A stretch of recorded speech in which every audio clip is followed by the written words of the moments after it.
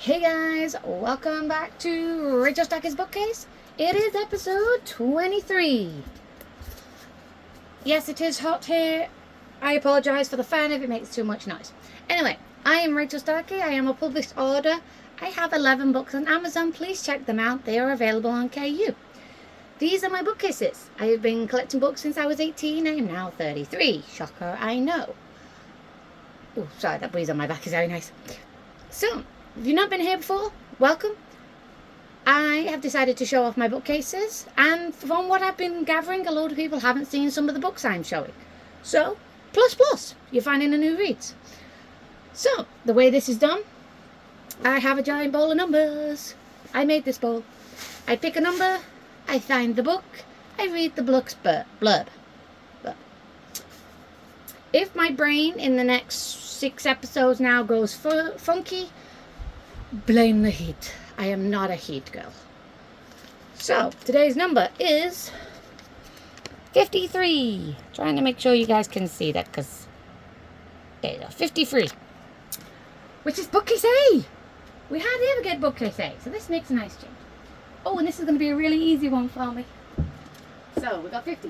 1, 2, and 3. And guess what? I know this book. The reason I'm excited is because all the previous books, minus my own, I have not actually known. I've read them, or in some cases not read them. But this one I've read, I remember, and I love the series. So first, into the blurb. So the book is called Fantasy Lover. I believe it's under another title. I think this is the old edition. Because when I was finding the books, because this is the Dark Hunter series, so when I was organising them, I'm pretty sure it comes under something else now. But my version of it is called Fantasy Lover. Number don't fly away. So, I started off fabulous there, didn't I? It might sound like a man's favourite fantasy to live forever, destined to be the lover of thousands of women. But Julian of Mocdon, it's a nightmare. Once he was a proud Spartan general. Now he's a love slave. His essence magically held captive in a book, cursed to spend all eternity pleasing women. Then one day, Grace Alexander summons Julian to fulfill her passionate dreams and sees beyond the fantasy to the man himself. Long years as a sex therapist, listening to other people's bedroom problems has taken a lot of the fun out of the physical side of love for Grace. She's remarkably understanding about Julian's situation, and that disconcerting for all concerned. With or without sex, the rules of the enchantment cannot be changed. Julian is hers for the next month. And, as their time together slips by, Julian and Grace find more to share than sympathy and conversation. And they begin to wonder if love might be within their grasp. That leaves only one question. Is love enough to break a 2,000-year-old curse?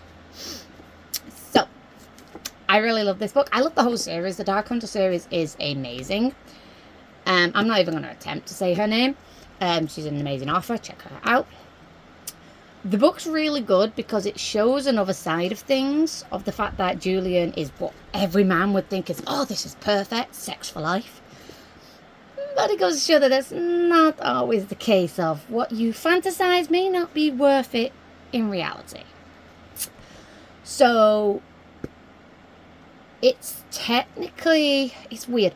It's technically book 2, but I think it's a book 1 of the series. It's weird how it falls, because this series is linked in with others. So you've got Dark Hunters, Were Hunters, Dream Hunters, and I think there's another one. I have a load of the series. I've got like 20 odd of the books, but I stopped after I became too poor to buy them. I really need to catch up. But the story between Julian and Grace is so cool because it's just interesting. God, I'm really bad at explaining books. I'm sorry. I'm trying not to spoil anything, even though this is a really old book. I don't know when it came out. It was out for a while when I bought it. 2006 apparently this book is from. That would probably be about right. I was born 92, something like that. Who knows? But the whole series goes, each book links in, so each one is its own couple. But they link into each other, but in a way that you don't have to read them in order. Because I first started reading these in the library, and I would read whichever one of the books was in. So I did not read them in any particular order until I started buying them myself.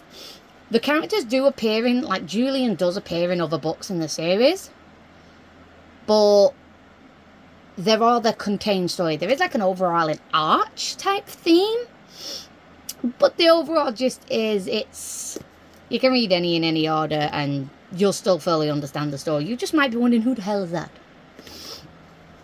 But yeah, I really love this book. Because it's an interesting concept of a guy trapped in a book for 2,000 years. Because I can't remember why he was trapped. I think he did something, or someone blamed him for something and he got cursed.